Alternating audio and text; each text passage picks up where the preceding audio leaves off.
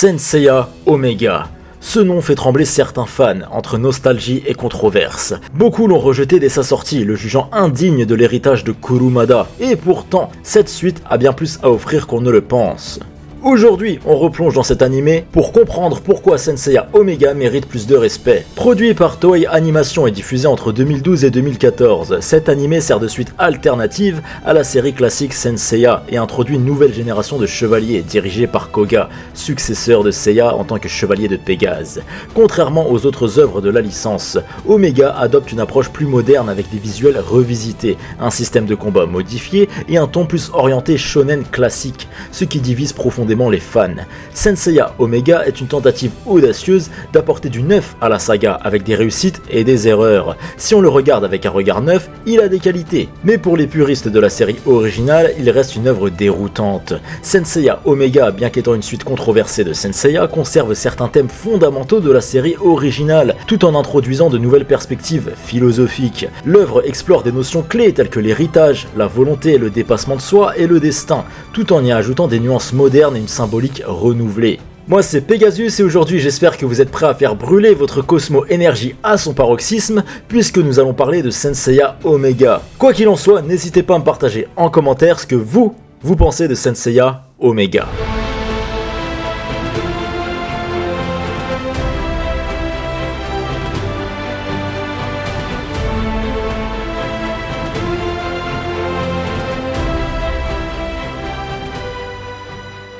L'histoire de Senseiya Omega commence avec Seiya, désormais chevalier d'or du Sagittaire, qui affronte Mars, un dieu belliqueux qui cherche à imposer son règne sur le monde. Seiya protège Athéna et Koga, encore bébé, mais disparaît mystérieusement après le combat. Koga grandit auprès de Saori sans connaître la vérité sur son passé et sur son destin de chevalier. Des années plus tard, Mars refait surface et capture Saori, lançant ainsi le début de l'aventure. Dans sa quête, Koga sera accompagné des autres chevaliers de bronze qui perpétuent l'esprit de combat, de courage et de dépassement de soi de la saga originale, tout en apportant leur propre mythe. Ryo du Dragon, fils de Shiryu, il porte l'héritage de son père, mais doit prouver qu'il est un chevalier à part entière. Soma du Petit Lion est le meilleur ami de Koga, chevalier impulsif et loyal, il est motivé par la mort de son père, tué par Sonia. Son chemin est celui du dépassement, de la colère et de la maturité.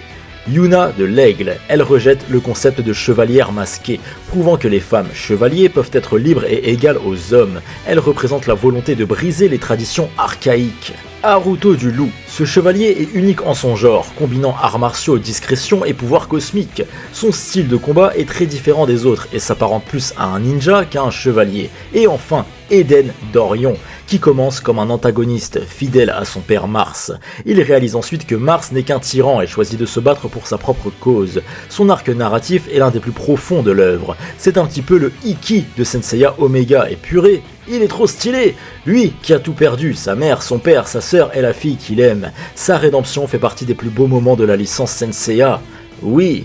L'un des thèmes centraux de Senseiya Omega est la transmission du flambeau entre les générations. Koga et ses compagnons doivent marcher sur les traces de Seiya et des anciens chevaliers de bronze devenus des figures légendaires. Le passé est un fardeau, mais aussi un guide. Ils doivent trouver leur propre voie tout en respectant l'héritage de leurs prédécesseurs. Ce questionnement sur l'héritage rappelle des thématiques propres à Senseiya, où chaque génération doit surpasser la précédente, tout en assumant son propre rôle dans la protection d'Athéna et de l'humanité. Ce passage de relais illustre le cycle éternel du combat et du sacrifice qui est un motif récurrent de Senseiya. Il met en lumière une philosophie du renouveau où chaque génération doit écrire son propre chapitre de l'histoire. Bon, dans la saison 2, nos héros de la première série reviendront sur le devant de la scène. Et c'est pas pour nous déplaire. Senseiya, c'est avant tout une histoire de sacrifice, de dépassement de soi et de volonté inébranlable. Et beaucoup reprochent à Omega de ne pas être un vrai entre guillemets Senseiya. Pourtant, c'est justement son plus grand atout. Au lieu de copier le passé, Omega a cherché à moderniser la saga.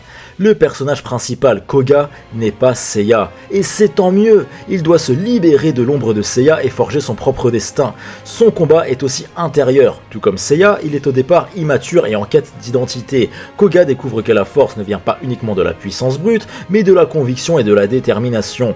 Les personnages dans Omega se battent souvent contre des ennemis bien plus puissants qu'eux, mais c'est leur esprit inébranlable qui leur permet de triompher. Eden d'Orion, par exemple, incarne aussi parfaitement ce conflit intérieur. Tiraillé entre son destin et sa propre volonté, il doit choisir son propre chemin. Il lutte contre les attentes de son père et choisit d'agir selon ses propres convictions. Cette idée rejoint le concept senseiesque, selon lequel la seule chose sur laquelle l'homme a un contrôle absolu est sa propre volonté. Même face à l'adversité la plus insurmontable, les chevaliers conservent le choix de se relever et de continuer d'avancer. Car oui, un thème clé de Saint Omega est la confrontation entre le libre arbitre et le destin. Koga est marqué par l'ombre de Apsu, le dieu des ténèbres, qui a choisi le chevalier Pégase comme réceptacle. Pourtant, il refuse d'être défini par cela et rejette l'idée d'un avenir prédéterminé. Si dans Saint Seiya, le cosmos était avant tout une transcendance spirituelle et un dépassement de soi, Omega met davantage en avant une connexion avec la nature et les émotions humaines, puisque cette série introduira le concept des éléments, le feu, l'eau, le vent, la terre, la lumière, les ténèbres, etc., qui sont liés à la personnalité et aux émotions des chevaliers. Cette approche peut être vue comme une vision où la puissance vient non seulement de l'élévation personnelle, mais aussi de l'harmonie avec l'univers. Toutefois, le concept des éléments déroute les anciens fans, qui y voient une modification inutile du cosmos. Certains affrontements sont par conséquent moins spectaculaires, car les pouvoirs élémentaires remplacent parfois le pur dépassement de soi. L'idée est carrément abandonnée dans la saison 2, prouvant que la Toei a hésité sur son importance. Omega a tenté ici une modernisation, mais sans totalement assumer ce changement, ce qui au final affaiblit son impact. On sent avec Omega qu'ils ont voulu bien faire, mais ça a tellement déçu une grande partie des fans de la première heure, que dans la saison 2 ils ont retourné la table, et sont revenus au Senseiya traditionnel en fait, pour récupérer tous les fans qui étaient déçus de la saison 1. Les deux saisons de Omega sont vraiment très différentes. L'un des aspects les plus marquants de Senseiya Omega est son message d'espoir et de persévérance. Peu importe les échecs et les difficultés, les héros continuent de se relever. Comme Seiya avant lui, Koga incarne l'invincibilité de l'esprit humain face à l'adversité. Même après des pertes et des sacrifices, l'idée d'un avenir meilleur ne disparaît jamais. Même si la vie est pleine d'épreuves et de souffrances, c'est en se battant et en avançant que l'on donne un sens à notre existence. Senseiya Omega aurait vraiment pu être la suite idéale à l'œuvre originale. Néanmoins, trop de défauts dans la saison 1 font que de nombreux fans ne veulent pas entendre parler de cette série. Premièrement, la Palestre, une école qui a pour but de former la nouvelle génération de chevaliers. Bon, sur le papier, pourquoi pas, mais à l'époque, les mecs ils étaient envoyés aux quatre coins du monde pour subir des entraînements et des épreuves atroces, et là, dans Omega, ils vont juste à l'école. Et ce côté Senseiya à l'école des sorciers enlève un petit peu le côté épique et dramatique de l'œuvre. Mais encore une fois, je me répète, c'est l'époque qui veut ça. Pratiquement dans tous les shonen modernes maintenant, il y a une école pour former tel ou tel truc. Et puis surtout, le chara-design des armures élastiques près du corps, on est bien loin de ce que Kurumada ou Shingo Araki et Michi Himeno nous ont proposé dans l'œuvre originale. Et pourquoi ils ont fait ça? Tout simplement parce que c'est beaucoup plus simple à animer. Heureusement que dans la saison 2, on retrouvera de bonnes grosses armures comme on aime tant, ainsi que le retour des close box, fini les petits médaillons, et puis la saison 2 est beaucoup mieux sur tous les aspects, disons les termes.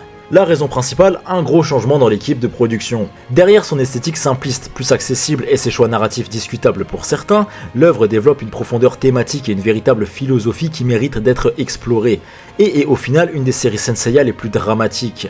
Le côté tragédie grecque qu'on aimait tant dans l'œuvre originale est plus que respecté dans Omega, et cela on le voit dès l'épisode 27, avec la mort de Arya que personne n'a vu venir, qui sort de nulle part mais qui apporte énormément à l'histoire, et c'est ça qu'on veut dans un animé comme celui-ci. Être surpris, choqué. La scène est belle, émouvante, dramatique. Sa mort provoque chez Koga une prise de conscience brutale, le poussant à aller au-delà de ses limites. Arya symbolise le rejet d'un destin imposé et le choix de la liberté. Elle oppose la pureté à la corruption, l'innocence au fanatisme. En disparaissant, Arya devient ainsi une lumière éternelle qui guidera Koga et ses amis vers leur véritable destinée. D'ailleurs, le côté où l'œuvre est jugée pour son apparence visuelle me fait énormément penser au traitement qu'a reçu Senseiya G, où beaucoup ont rejeté ce spin-off à cause de son style graphique particulier, alors que dans le fond, c'est juste une grosse dinguerie. Oui, globalement, le plus gros problème de Senseiya Omega reste sa saison 1, où ils nous ont refait l'arc du sanctuaire en 10 fois moins bien, avec une partie des Chevaliers d'Or qui souffre d'un manque de charisme évident. Mais encore une fois, je pense que cet animé s'adresse à des novices de la licence qui ne connaissent pas l'arc du sanctuaire de base. Mais cela n'empêche pas d'avoir des combats 5 étoiles par exemple dans cet arc, comme Soma contre Sonia, le Chevalier d'Or du Scorpion, qui est chargé en symbolisme, en émotions profondes et en tragédie familiale, incarnant certains des thèmes centraux de la série, le poids du destin, destin, la rédemption et la liberté face aux chaînes du passé. Ce combat est une tragédie déguisée en duel. Il nous rappelle que certains individus, malgré leurs erreurs, sont avant tout des victimes de leur environnement. Sonia représente une personne enchaînée par son destin, qui pense ne pas pouvoir échapper à l'ombre de son père. Soma, malgré sa douleur et sa quête de justice, choisit de ne pas être défini par son passé et de tracer sa propre route. Leur combat incarne ainsi une opposition entre la fatalité d'un destin imposé, représenté par Sonia, et la possibilité de s'émanciper du passé, incarné par Soma. Sonia, malgré sa carapace de guerrière impitoyable, est intérieurement brisée, cherchant une reconnaissance qu'elle n'a jamais obtenue. Lorsque Soma tente de lui tendre la main, il est déjà trop tard. Son sacrifice final, où elle disparaît après avoir reconnu son erreur, symbolise l'incapacité de certains personnages à se libérer de leur chaîne. L'affrontement entre Eden et Fudo, le chevalier d'or de la Vierge, est également à souligner, puisque ce combat dépasse la simple opposition de force. Il représente un choc d'idéologie, de perspective sur la puissance et de quête personnelle. Ce duel met en lumière la lutte intérieure d'Eden, son évolution en tant que personnage et la confrontation entre la sagesse et la rébellion. Bon, cet affrontement c'est un petit peu un sous-Shaka Ikki dans ce qu'il représente, mais encore une fois ça s'adresse je pense à des gens qui n'ont pas vu l'arc du sanctuaire de base. Quoi qu'il en soit, la vidéo sur les meilleurs combats dans Saint Seiya Omega arrive très bientôt les amis, restez branchés. Vous l'avez compris, tout n'est pas à jeter dans Saint Seiya Omega, au contraire, cet animé possède de nombreux points forts en proposant une réinterprétation moderne des thèmes classiques de Saint Seiya, tout en y intégrant une approche plus émotionnelle et introspective. Nombreuses sont les personnes qui sont rentrées dans l'univers de Saint Seiya grâce à Omega. Et parmi vous, les abonnés, je sais qu'il y en a énormément. Et si Saint Seiya n'avait jamais existé et que c'est un manga qui devait sortir au jour d'aujourd'hui, je pense que ça ressemblerait clairement à ce que nous a proposé Saint Seiya Omega. L'animation, bien que inégale parfois, nous donnera lieu à des moments épiques, légendaires, et surtout les musiques. Les musiques dans Saint Seiya Omega sont tellement belles et fidèles à la licence avec de nouvelles OST propres à cette série et des anciennes, revisitées dans un ton beaucoup plus orchestral et moderne. En somme, Saint Seiya Omega est une œuvre qui a eu le courage d'innover sans trahir l'esprit de la saga. C'est une porte d'entrée idéale pour les nouvelles générations, tout en proposant des moments forts pour les anciens fans. C'est un pont entre l'ancienne et la nouvelle époque, un tremplin pour redécouvrir les classiques. Et c'est aussi ça la force d'un grand animé, évoluer avec son temps. Avec des personnages marquants, une animation dynamique et une BO magistrale, Saint Seiya Omega mérite bien plus de reconnaissance. Oui, alors est-ce que c'est une œuvre parfaite? Non, bien sûr, elle a ses défauts, comme tout animé. Mais est-ce que c'est une œuvre sans valeur? Absolument pas. Bien au contraire, c'est un animé qui a tenté d'innover et de proposer autre chose. Bien que controversé, Saint Seiya Omega reste une réflexion intéressante sur la volonté, le destin et l'héritage. Et toi, as-tu déjà ressenti la Cosmo Énergie ?